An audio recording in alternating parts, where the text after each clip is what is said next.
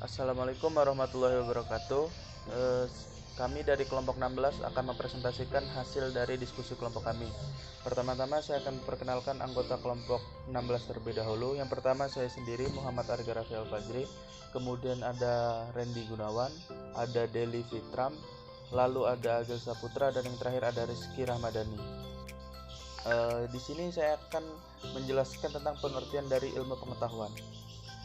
Menurut Conan, ilmu pengetahuan adalah suatu konsep dan skema konseptual yang berhubungan satu dengan yang lainnya yang tumbuh dari hasil eksperimen atau observasi. Jadi, ilmu pengetahuan itu adalah sesuatu yang muncul dikarenakan ada yang melakukan eksperimen atau melakukan observasi terhadap sesuatu. Jadi, ilmu pengetahuan itu akan muncul setelah melakukan itu. Lalu menurut Yang Ji, ilmu pengetahuan mengandung 3 hal, yakni pengetahuan, aktivitas, dan juga metode. Di sini maksudnya adalah ilmu pengetahuan itu adalah di dalamnya ada pengetahuan. Pengetahuan itu berasal dari manusia itu sendiri, dari pola pikirnya. Lalu aktivitas itu dari segala aktivitas yang telah dilakukan, itu bisa menjadi ilmu pengetahuan. Dan juga metode bagaimana cara kita melakukan sesuatu. Lalu menurut Henry W. Watson Jr., ilmu adalah suatu kumpulan yang sistematis dari pengetahuan. Maksudnya ini ilmu itu adalah dari pengetahuan yang telah terkumpul menjadi satu, itu bisa dinamakan ilmu.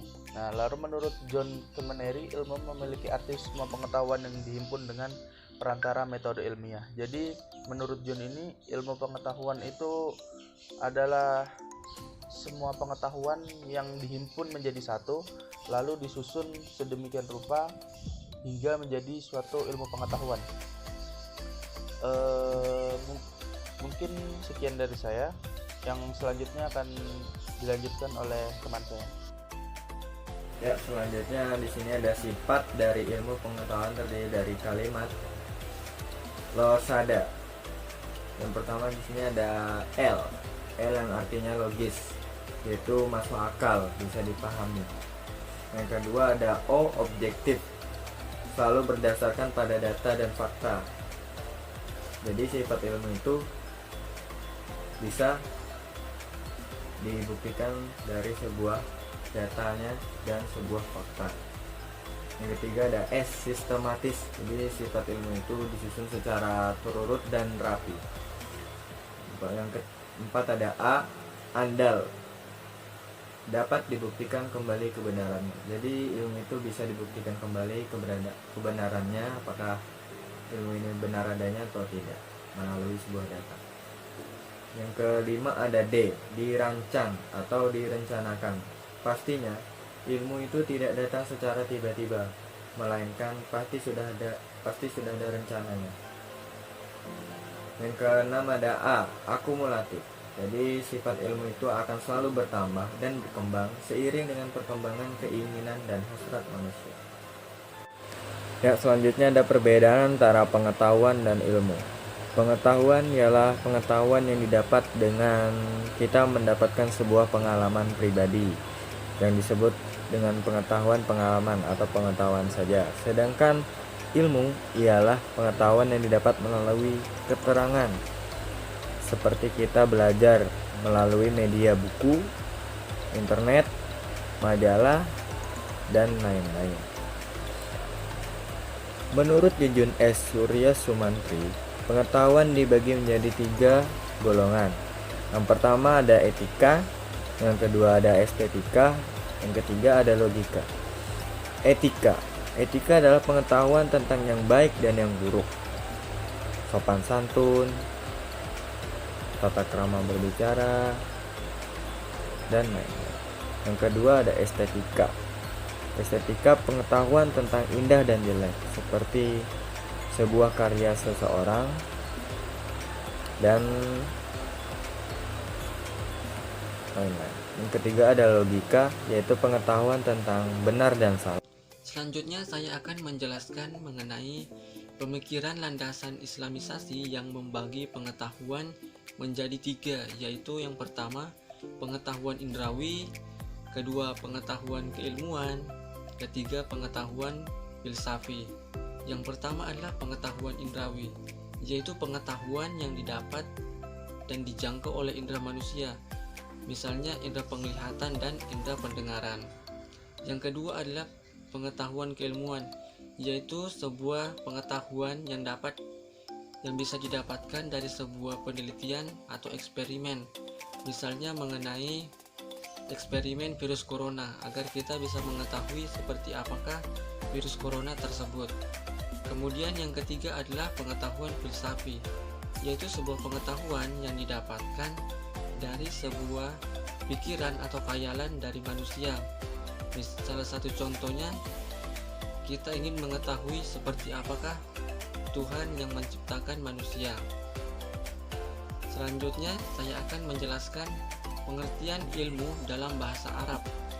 Ilmu dalam bahasa Arab bisa diartikan sebagai ma'rifah atau pengetahuan, syu'ur atau perasaan, hikmah atau kebijaksanaan, yang artinya ada kaitan dengan tahu dengan tanda dalam bahasa Arab.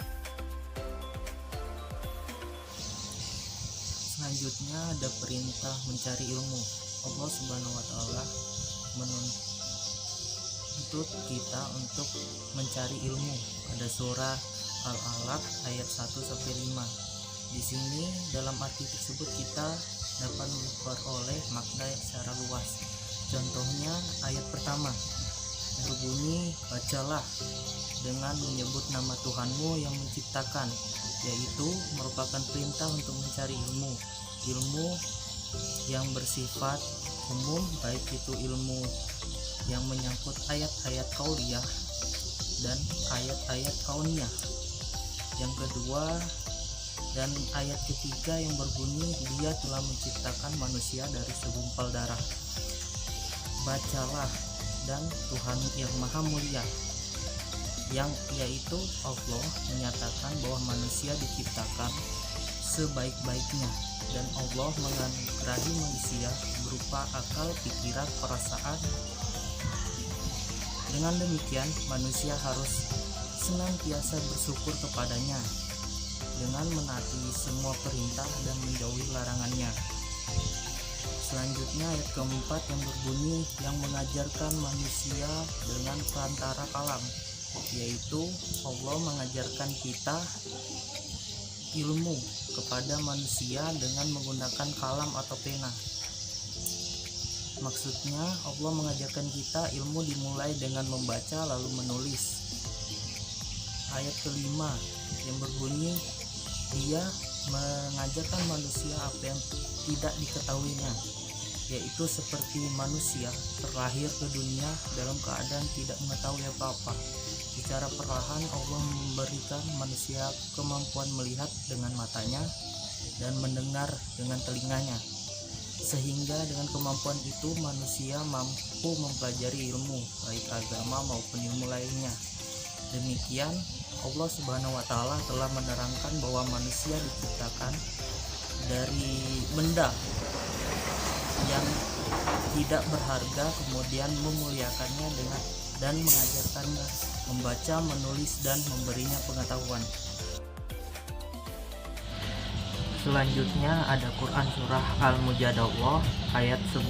Di sini kita mendapatkan 3 poin dari ayat tersebut, yaitu, hai orang-orang beriman, apabila dikatakan kepadamu berlapang-lapanglah dalam majelis, maka lapangkanlah, niscaya Allah akan memberikan kelapangan untukmu. Di sini artinya setiap orang yang beriman wajib untuk menuntut ilmu, baik ilmu akhir maupun dunia. Hendaknya dalam menuntut ilmu tersebut kita memberikan kemudahan bagi orang lain, sebab Allah juga akan memberikan kemudahan untuk kita.